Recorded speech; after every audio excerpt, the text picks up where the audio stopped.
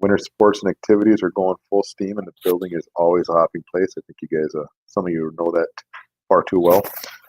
Snow days scheduled for February 22nd through the 26th. Congratulations to our crown bearers, Kimber Spaeth and Landon Rude, our 7th grade court members, Katrina Francis and Hudson MacArthur, our 8th grade court members, Bryn MacArthur and Lucas Zima, our 9th grade court members, Madeline Bass and Malachi Brower, our 10th grade court members, Elena Bevins and Curtis Belfi, our 11th grade court members, Nandanis England and Sam Zima, and our senior royal court members, Alyssa Anderson, Carissa England, Carissa Kent, Cameron Keyser, Adam Kaloji, and Ryan Spider. I put in our attendance in the report. Numbers look pretty good, actually, for being pandemic here. And then I did put in the discipline. You're going to see a shift in the discipline coming up now, and that's just because of the in-person.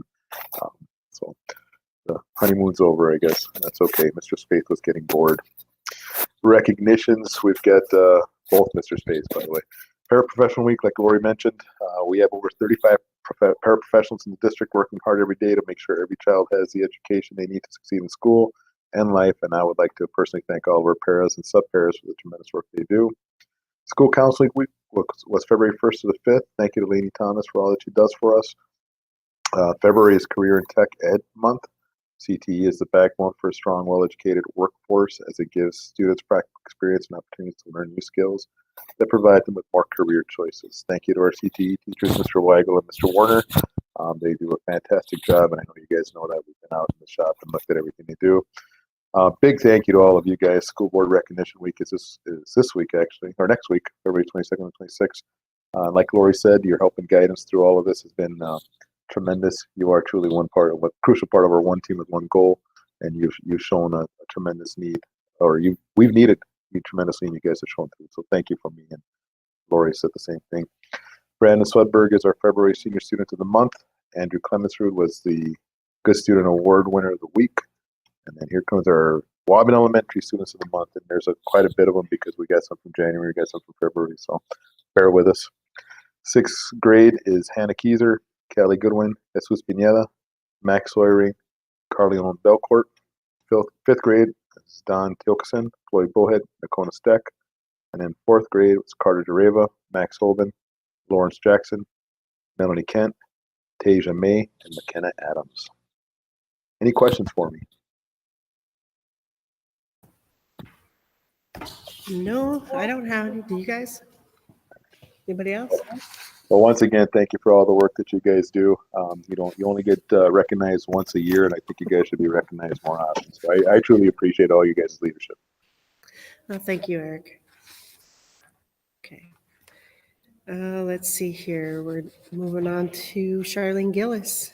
Is Charlene on? No? Charlene had a prior engagement she had to be at, so she's not on tonight. I think she submitted her report, though. Yep, she did. I already did. Assessments and data as winter testing is almost complete. Results will be shared next board meeting, and nothing new to report on the grants. So then we move to Michelle. Okay. Just working on a lot of grants right now, just tracking where we're at with spending as we start to approach the springtime. Just making sure we're on track, any adjustments we need to make, and wrapping up any spend downs that we would need to do. So we've got a couple grants that we're working on now for that. And then we enter the season of grant applications as we're wrapping up these grants and trying to gauge where we're going to end the year at. We also start working heavily with applying for our new grants. So we've got a couple that have opened up already we're working on, and those will just continue to keep coming. So we'll be looking at preliminary work for next year's budget. We've started doing, looking at some of the staffing, and we'll need to look at an updated capital and long-term facilities maintenance plan. That'll need to be approved along with the preliminary budget projection. Finances are good. I don't expect any big surprises at this point, but we will have teacher negotiations coming up this spring. So that'll have an impact on next year's costs. Impact aid, that due date was February 1st, and so that application was submitted and is currently under review at this point. That was submitted mid-January. We did receive some payments here in January, and I've kind of noted where we're ending up with that. So something new to note, you'll notice on the payment submissions that come is that they are designating and separating the regular impact aid payments from the payments that would be based on the special ed or the children with disabilities number. And so before, those were all wrapped up into one, and they kind of slated them out on your invoice that you received from them, but now they're actually making two separate payments. So I'm anticipating that there may be some changes coming. I don't know. We'll see. We do have the Moody's debt credit rating call tomorrow. I've put some information in here. I did provide the list of background questions. So I've enlisted Matt Hammer, our financial advisor, to kind of help us go through the process. He's done some preliminary information gathering from when we did our first call with Moody's the first time around when we were securing the bonds and stuff for the building. And so they have done this new methodology for rating for all K-12 schools. And so this will actually play to our advantage. We should get an enhanced credit rating or a upgraded credit rating from them. So Lisa and I will meet tomorrow to kind of go over some talking points and go through some of those things. But I don't anticipate any huge issues, and I think it'll go well. But I will definitely give you guys an update next month. So, and I would think it would be a couple-week process, and we should get informed of what our new credit rating would be. So I did do an updated history of impact aid payments just so you can kind of see where we're at. So we have gotten a final payment for 2019. We are due a final payment for 2020, and then we've got an initial and then an interim payment for 2021. And so I don't anticipate any more payments coming this year, but you never know. They may. We'll keep watching the NAFIS newsletters to see. They usually give us a heads up when those are coming out. So other than that, it's going to be a fast and furious spring. So we'll buckle up and prepare for the ride, I guess. Any questions? None that I have. Anybody else? Hey, thank you, Michelle. Okay, Lisa? We had approved the spring coaches in October when we were going to have that brief spring coaches or spring season in the fall. I did send this list out to you in a Weber Weekly also. So if you could take a look at those just as a reminder that our spring coaches, who those spring coaches are going to be. We have the substitute teacher costs. There was an email that went out taking a look at substitute teacher costs. Angie Larkey did some additional research looking at area schools on how we compared on whether we should look at increasing those costs or not. We had some administration discussions around that. It is very difficult to find certified subs and non-certified subs, but this discussion was around certified substitutes in the area. As you can see, as we look at those costs that we compare on the second page there, Twin Valley, Hewlin is at 135, Ada Bora 120, Lake Park Audubon 125, Detroit Lakes 127, Mahnomen 140, we're at 130. So we are competitive with the area schools. Our conversation really centered around it's a staffing issue more so than trying to play leapfrog with area schools. As soon as we increase, they increase, and we go back and forth. So we talked about continuing to try to find possible solutions. Once again, putting a plea out for short call subs. Anybody with a 4-year degree can get a short call sub. Maybe once again, trying to increase our efforts there. There is a company that calls subs for you. The problem is they still have to try to get subs regionally, or they also, you have to pay mileage if they come a long distance. And even some of the larger areas that have subs, they're being used in those regions. And so the issue around subs is finding people. And so probably one of the biggest strategies we need to do again is really to call on our community. Do we have people with 4-year degrees that are willing to get that short call sub license? And really working on recruiting people to help out if they're able to. So if anybody's listening, if you have relatives that have 4-year degrees that are willing to get a short call sub, contact the district office. We would love to work with you and help you in that process. The district needs you, and more importantly, our kids need you. We're looking at right now going down that area. If you have questions about that, please let us know. The other thing is MASA Day, Capital Day on the Hill for our virtual advocacy is March 17th. The superintendents from Region 8 will participate in that. We work with our MREA, MASA, and MSBA 2 weeks prior in developing our talking points and strategic plans for the day. But we will be advocating for our students and our school districts and what we need to work on for supporting our education programs. And then transportation update.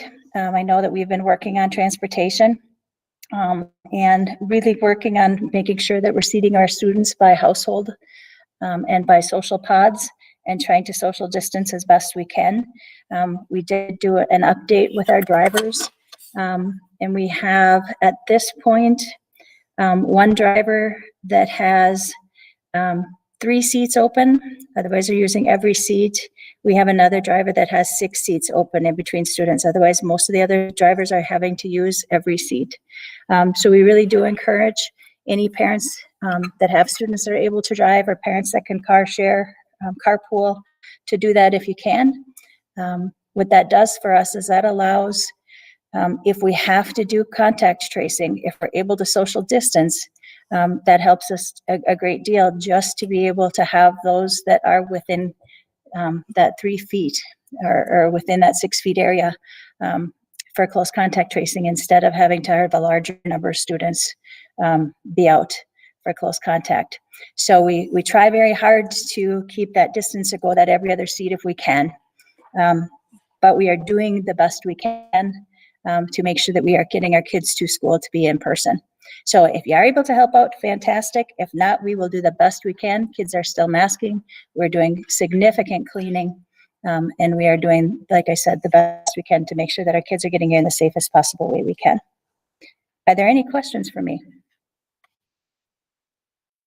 Then before I move on, each of you have in front of you a certificate of appreciation. And I do have this in recognitions, but if you could grab your certificate. And I too would like to thank you all for what you do as school board members. And as school board members, you all spend a great deal of time and effort and tremendous effort in what you do for us. But this year, during this pandemic, it has been an incredible challenge. And each of you deserve a great deal of recognition. And so, thank you each for everything you do. And during recognition and after the board meeting, we're going to be able to take some pictures and put an article in the newspaper that once again recognizes you for what you do. So I know you get really excited about that, but you do deserve that recognition, and you do be able to have people be able to see what you do and as a community be able to see. So thank you very much. These have been some difficult times, and you have done some great work. So thank you. Thank you, Lisa, for those kind words. Alrighty, Tim Spaeth, are you on? No? Okay. There's an activities report here. Does anybody have any additions or any questions on that? Boys are number 1 in the state. Yes, that's amazing. That's awesome. There are some recognitions that Tim has here on his report. And one is for Rich Zimma. Rich is always flexible and willing to make our bus times work when last minute changes happen. He's always personable with the kids, and they love having him drive them to games. We're very fortunate to have someone of Rich's caliber mentoring and being there for our kids. So thank you very much, Rich and Kristen. Parents and fans, our parents and fans have done a great job of following COVID guidelines and adapt to our ever-changing schedules during those unique times. So, those are the 2 recognitions that Tim has. Anybody else have any questions for that? For Tim? Okay, we'll move on. Maintenance, Dan, are you on? Yep, just what's on my report. Okay, so he has no major projects, just working with the construction crew. Third call back for bus garage door not working, and electricity has been disconnected from Simon House, and movers have been working on removing decks and installing beams as the projects that he's working on. So thank you very much, Dan. Anybody have any other questions for Dan? How are we coming along on that house auction? CLC, it was at 9,700. I checked right beforehand, so, and it closes, March 1st at 7 o'clock, so, Wow. but bids are going up quickly. Yeah, I guess so. That's pretty good. All righty, thank you. Travis, do you have anything else to add to your report?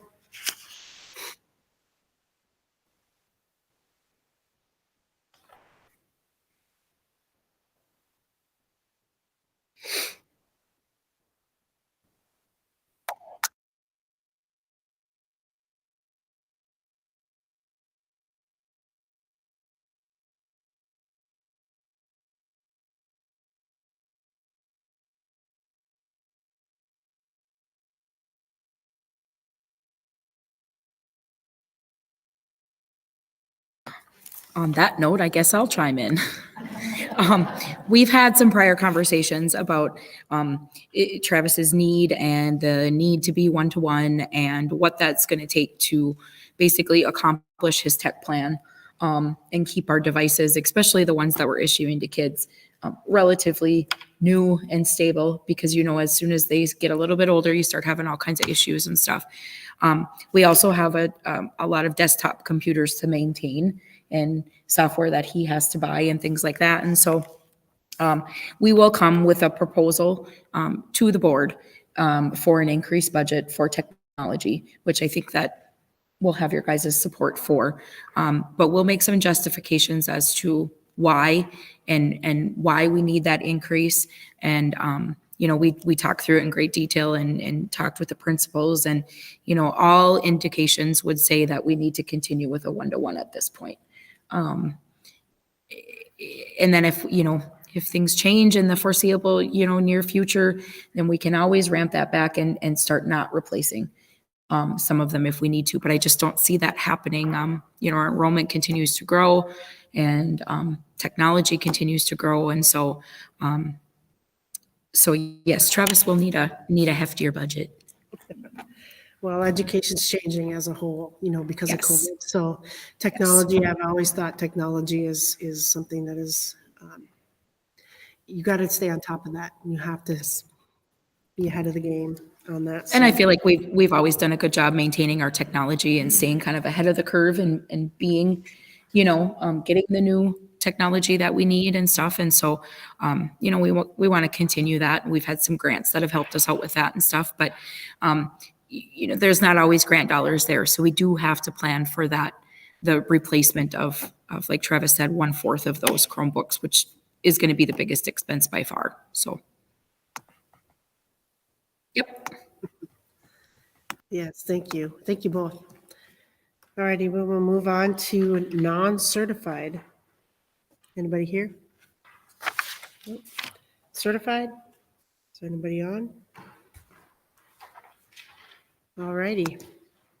So then we will move over to 6.0, approval of the consent agenda with the added items of the resignations of the two individuals. A motion, Nick. Motion by Nick, second. Second, Derek. Second by Derek. Okay. Roll call vote. Vicky, Yes. Nick, Yes. Terry, Yes. Ellen, Yes. John, Yes. Derek, Yes. and Christie's a yes. Motion passes. Okay. So we will jump down to recognitions. I think that Lori, Eric, Lisa have all talked about the school board recognition week, so I won't go over that. It says that the board members, Christy, I have been here 10 years. Derek, 2 years. John Zimmer, 8 years. We're still on. I've got echo. Yeah, there we go. Alan, 16 years. Terry Dorman, 4 years. Vicky Bevins, 2 years. And Nick MacArthur, 2 years. Snow Days Week will be February 22nd to the 26th. And Eric already did 7.3, which is congratulations to this year's Snow Days candidates in court. 7.4 is congratulations to the February Student of the Month, Brendan Swedberg. And 7.5 is the Gift of Seven Grandfather Award, Courage Bravery. Congratulations to Lillian Hoban in 4th grade, Tyson MacArthur, 10th grade, and Larissa Bevins in 11th grade. 7.6 is School Counseling Week, was February 1st to the 5th. Thank you to Lanny Thomas for all she does for us. 7.7, thank you to our school bus drivers. February 26th is School Bus Driver Appreciation Day. Please take the time to thank our drivers for all they do for our school students and families. And 7.8 is congratulations to our February Students of the Month, which Lori had already done. Is there anything else and anyone would like to recognize at this point? I think it just Andrew Clemensrud for being a good student award winner for the week of January 25th. So I'm sorry, no, I that's no missed problem. that. Okay. Anything else? Okay. Public comment. Terry would like to take this minute and make a public comment. There, I think I'm on. No, I and the whole family like to deeply thank the school board, the administration, the staff, and the community for dedicating the library in Mary's name and all the work that they have done. It's really deeply, deeply appreciated by us. And thank you very much. It was our pleasure. It was a beautiful dedication. It was well attended. It had a lot of people, even former teachers and superintendents and people were here. That really shows how much Mary had an impact on the community and the people that worked here. Yes, they did a great job of putting it on. Very great. Thank you. All righty. Moving on, do we have any old business? Nope. Went off again. Mosquito. You're still on? You're still on. I don't know where I'm at. Oh. I can't. Here, Vic, have at it. See, technology. I'm sorry. Alrighty. You're fine. So that brings us to new business, and we have Jordan, right? Jordan?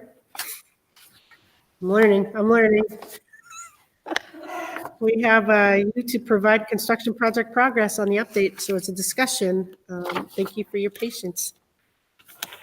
Go right ahead. Yeah, absolutely. No problem.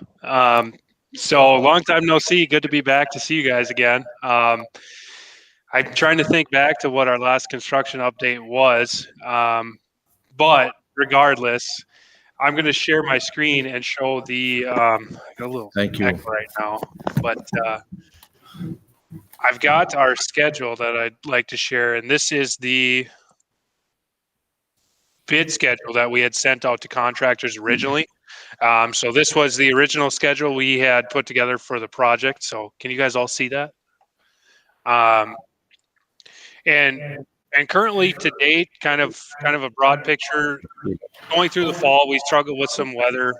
We struggled with some contractors showing up, but we did get the building in closed around the time that we needed to and got our roofing on. So it was a tough fall, but at the same time, we got what we needed to get done, and things went well. So we were tracking behind schedule at that time. I think my last communication was we anticipated to make up some ground. Things were going pretty well at that point. So currently at the moment right now, if you were to walk through the building, you would see all the classrooms are all painted out. So we just completed all the painting. Most of our above ceiling rough-ins are complete. They're scheduled to finish by the end of the week. We're also just starting putting up ceiling grid, so the acoustical ceiling tiles. Uh, I guess in relation to what I'm showing here on the screen is we had originally anticipated starting acoustical ceiling tile on March 16th. That was kind of one of our drop dead dates that we said we identified that we need to hit for this project to be successful. We're actually at February 17th and hanging acoustical ceiling right now. So we're tracking about a month ahead of schedule as far as construction project progress goes. Um, so I guess moving forward, we're pretty optimistic that we're going to continue to gain time. Contractors are all really working together nicely and communicating pretty well. With this addition, it is not a real huge addition. So when we get to some of these items that we have to close out, they just really don't take that much time. So overall, things are going very well. Like I said, contractors are doing great. They're doing a great job. I do want to throw a shout out to Winter Masonry. John is an alumni here, and he did donate a date stone or a placard stone for the addition. So he is finishing up masonry probably in the next week or two, and there will be a precast stone with a little insignia on it that he did donate to the project. So keep your eyes open for that when we drive by. But it's great to have that local buy-in from contractors and especially from an alumni. So, moving forward, we're gonna continue to push this schedule and try to get things done as quickly as we possibly can. So we're actually looking at probably having a period of where we're going to see some lax time when we get to come May. There will be things going on, but for all intents and purposes, we're looking at an early finish on the addition portion. Looking forward to the remodel area. There's not much we can do there yet. We have been doing a little bit of work where we can. The main focus, and we've been communicating with Dan and Lisa, is that we absolutely do not want to interrupt anything with school, regardless if we're distance learning or learning in person. So we have been able to do some small work in the mechanical rooms. We did run some hydronic piping in the tunnels, and this is all work that we're able to do and get done ahead of time. That we would otherwise normally have to do in the summer. So we are trying to take advantage of the situation of being ahead. And like I said, honestly, things are going very well and pretty smoothly. So that being said, are there any questions?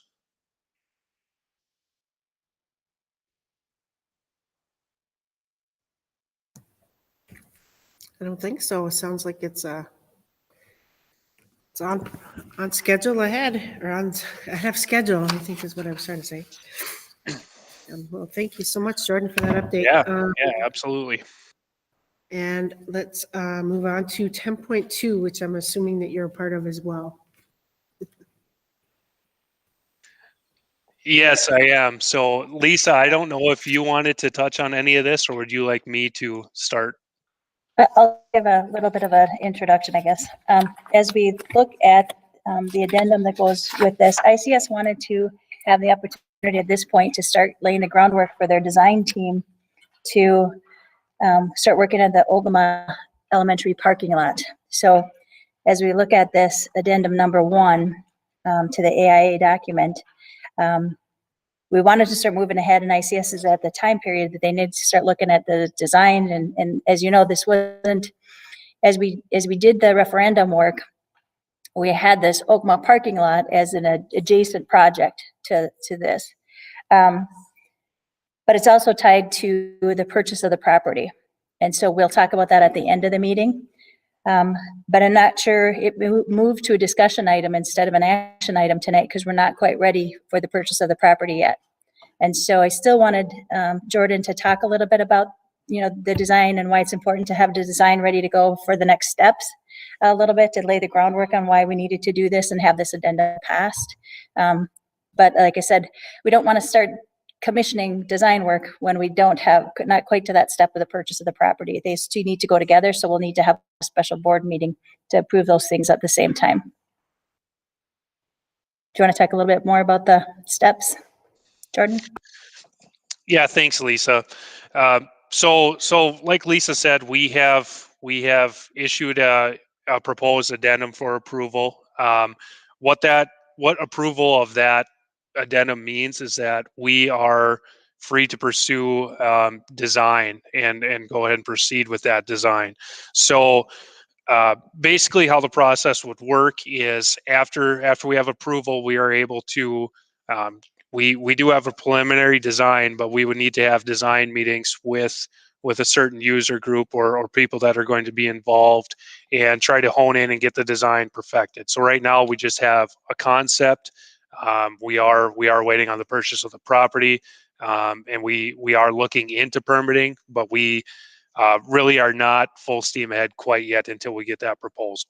Um, so with that design, as we develop that design, we would go in our typical schematic design, our DD and our CDs, our construction documents, and follow the same process that we did with the school here, with the addition. And this is slightly different than how the pricing process worked for the construction project. The way this would work is we would issue a PR, which is a proposal request, to our current contractor, which is Gordon Construction out of Mahnomen. And what we would do is we would put together the documents and issue that, and have Gordon Construction submit a price for the work as shown. So we would treat this as a change order to the construction contract. That would enable us to avoid going out to publicly bid for this project. Now, that being said, we would also vet out that pricing, and we need to ensure that that pricing would be a fair and honest price. So at that time, we would make a determination if the pricing is acceptable or if it is not. We would make a recommendation whether to award or to approve that change order, or to look at. Then our next option would be to competitively bid this out to at least three contractors publicly. So I can say from the work that Gordon has been doing, they have been pricing change orders very honestly and very fairly. They've honestly been less than what I intended, which is strange for a site work contractor. But at the same time, I think there's again some hometown contractor buy-in there. So that would be our process moving forward. I guess, are there any questions with that? How did you meet with the city of Ogama too? How did that go? Yes, I did. So that was kind of what I touched on before. We have looked into permitting somewhat. So I met with the city of Ogama to try to understand what we would need to do to build there. Basically, the inquiry I had was, how is the property currently zoned? What would need to happen for it to be rezoned? And what would we need to build? So I was able to meet with the city of Ogama. I pretty much showed the schematic design that I've shared with Lisa in our proposal, and that was received very well by the city. They were very optimistic about the project, and kind of got excited about the idea of doing that project. When we talked about what needs to happen as far as rezoning or as far as permitting, um, the city of Ogama is not the most organized when it comes to their building department. Um, just in that they do have variance documents, and they do have documents that kind of dictate how this process should go. But as I discussed with them, there's nothing that really applies to how this project would work. So um, currently the Ogama school is zoned as residential, which is not accurate, but that is currently how it's zoned. There's really there's really nothing in Ogama that really applies to rezoning right now. So I have worked with them to already fill out applications to rezone, and um, basically get the property ready to rezone and zone for school use. Um, the city has pretty much told me that verbally that they're going to approve those rezoning applications. They're not a true rezoning application, but the description in there makes the intent to rezone. So they're going to, on their next city council meeting, they are going to hold a public comment for any public opposition or any comment prior to their meeting, and then they intend to approve our rezoning permit, and our variance permit is what we had to fill out. So they will be approved pending receipt of the fees. I believe the fees were like $35 and $150, so minor.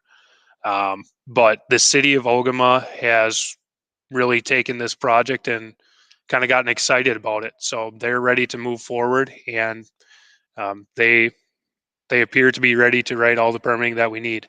The one thing that Lisa and I have discussed when I do talk about this is that we just need to make sure that we document all the conversations we have to make sure that we are doing everything we need to fulfill their requirements. So again, they don't have the most stringent of requirements, or really requirements that specifically apply to what we're even trying to do here. So they're willing to work with us and make sure that we have all that documentation in place. So kind of a long-winded story, but my meeting went well. The city is excited, and yeah, we are working through that, and I don't think we're going to have much issue with getting our permitting. Perfect. Well, thank you to the city of Ogama for that. Okay, any questions or anything you want to add to Jordan's presentation, or questions? I think I'll add a little bit. One of the things that, as I had conversations with them, is one of the things that Ogama, when they were creating their streets, they literally, Becker County had them go through and they named them themselves for the GIS system and everything else. So part of why they don't have a lot of structure is because they weren't given a lot of structure and having to set that system up. And so they are working very hard to create those systems and create those that function. And so I think that's partly why they've really created their own system. And so for them to be supportive and create systems and structures that aren't in place for us is really a really great thing, and for them to be excited for us. So I really appreciate everything they're doing, and that they're excited about the project, and that they're creating systems on our behalf. So it's a really great thing that we're getting that much support from them. Okay.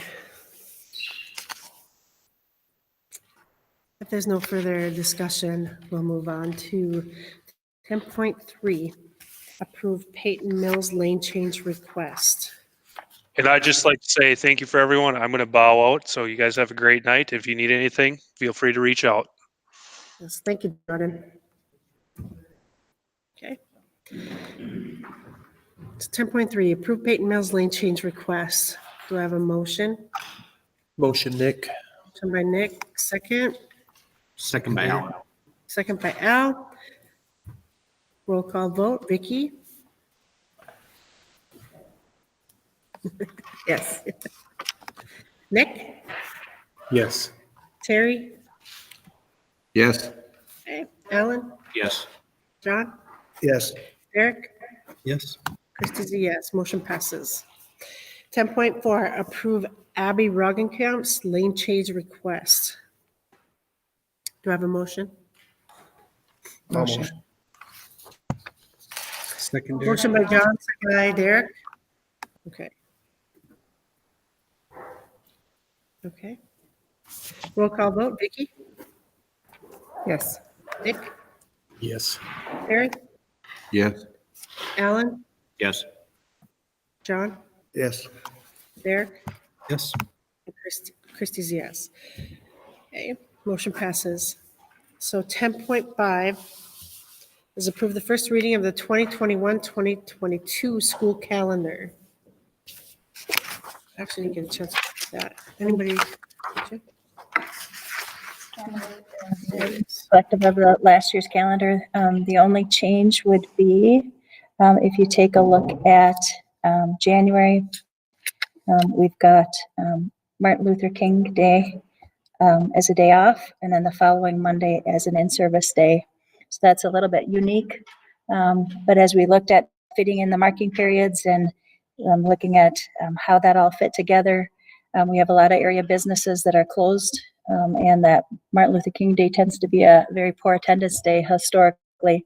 And the in-service day didn't quite fit because that ends up being, we wanted that after the marking period or towards the end of the marking period. So that could be a time for some in-service activities, but also a day for wrapping up grades, getting ready for the new marking period.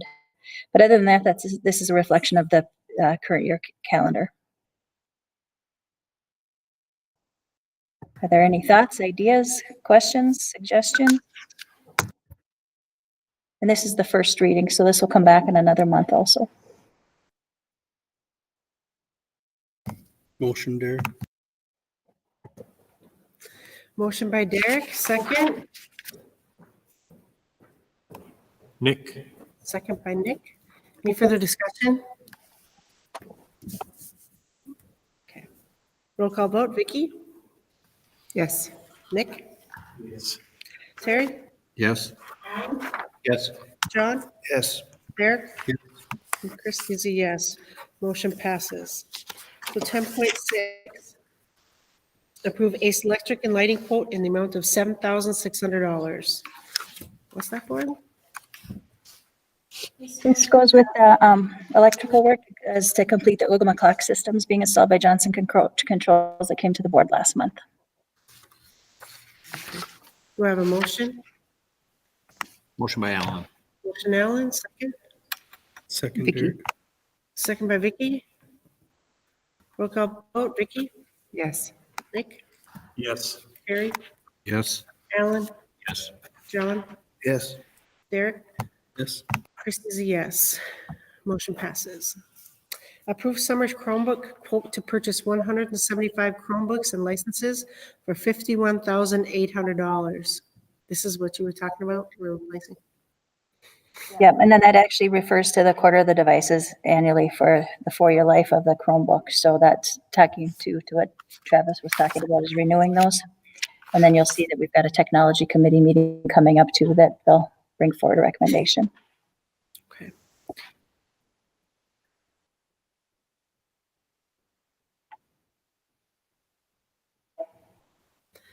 Yep, seen that all over.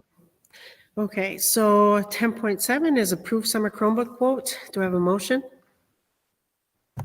Motion, Derek. Motion by Derek, second. Nick. Second by Nick. Any further discussion? Okay, roll call vote. Vicky? Yes. Nick? Yes. Terry? Yes. Alan? Yes. John? Yes. Derek? Yes. And Christie's a yes. Motion passes. Then we have 10.8 is approve $500 donation from the Daughters of the Revolution in honor of Mary Dorman for the use of supplies in the Mary Dorman Media Center. Okay. Over the years, Mary has established a relationship with this group and they developed a strong bond of service to one another.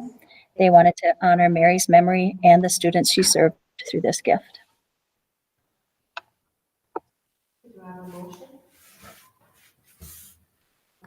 Motion.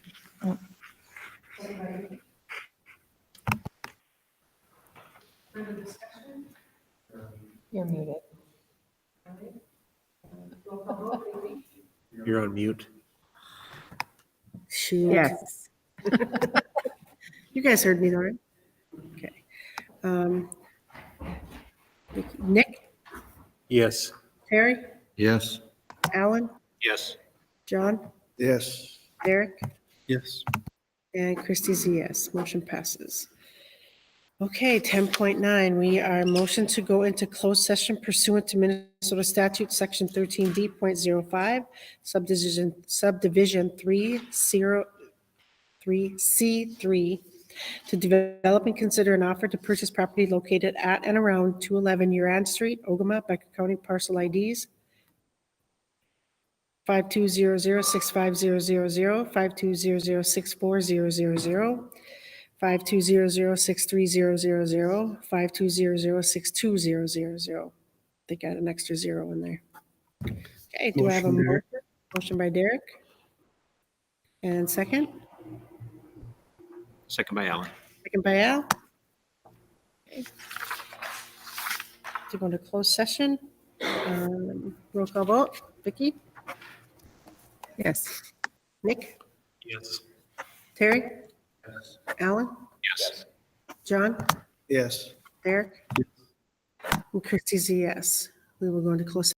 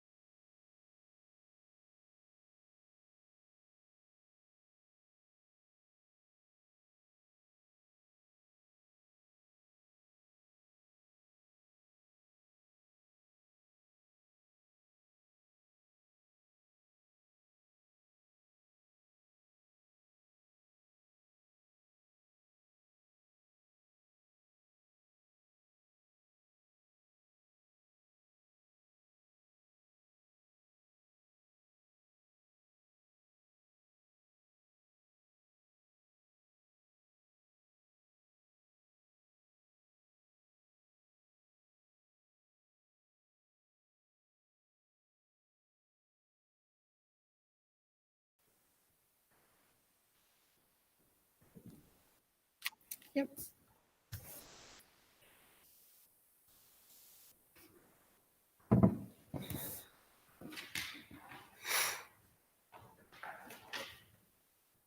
Okay.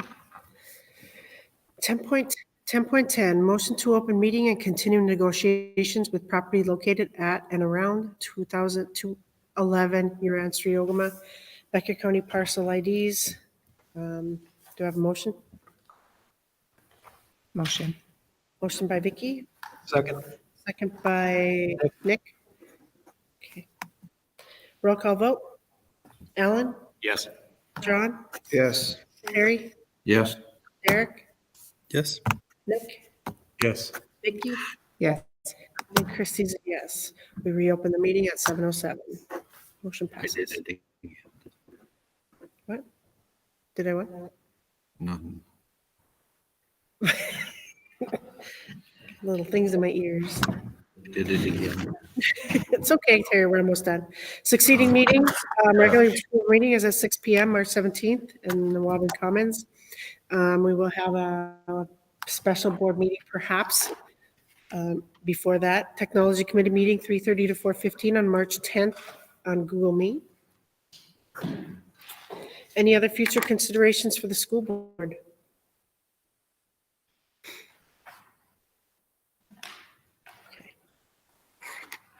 Okay. I have a conflict on March 10th. Am I on the technology committee? Who is? Am I? Me and you? I have a conflict on the 10th. I have another meeting at 4:30, At 4:30? 3:30 to 4:15. Holy man. All righty. Well, you'd be on the same conflict. What? Yeah. Okay. All right. All right. Any other future considerations for the school board? Okay. Motion to adjourn. Motion. Motion by Derek, second, or motion by John, second. Vicky. Vicky. Roll call vote. Alan, Yes. John, Yes. Terry, Yes. Derek, Yes. Nick, Yes. Vicky, Yes. Christie's a yes. We are adjourned at 7:09. Thank you very much. Take us offline, Trav.